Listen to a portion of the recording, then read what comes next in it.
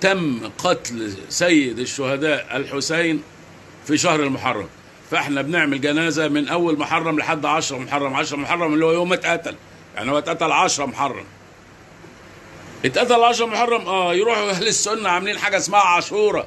إيه عاشورة يا سيدي؟ يوزعوا أطباق قمح بسكر ويحلوا بيها وياكلوا حلويات وينبسطوا قوي، ويقول لك أصله ده اليوم اللي نجى فيه ربنا سبحانه وتعالى سيدنا موسى واليهود.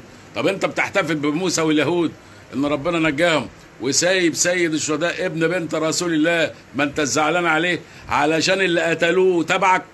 ما هم اللي قتلوا اهل بيت النبي كلهم من اهل السنه. انت بقى مالكش دعوه بالالافات السنين اللي الف سنين اللي فاتت دي، ولا ال 1420 سنه اللي فاتت دي، مالكش دعوه بيها. جاي تحتفل انهم ماتوا؟ جاي تحتفل باسرائيل؟ جاي تحتفل بانه اليهود ربنا نجاهم؟ مش عايز تحزن ان حفيدك مات؟ حفيد النبي مات، كل احفاد النبي ماتوا، جميع اهل بيت النبي من الذكور اتقتلوا، واقتادوا الاناث مكبلات الاغلال في موكب نصر ملعون. مش عايز تحزن؟ اليوم ده الاولى ان احنا نحزن لموت أهل بيت النبي عليه الصلاة والسلام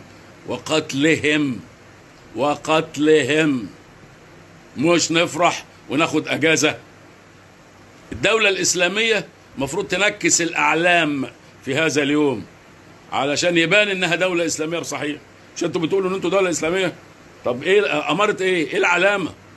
العلامة إنك أنتوا بتحتفلوا بموت كل أهل بيت النبي، بموت سيدنا الحسين.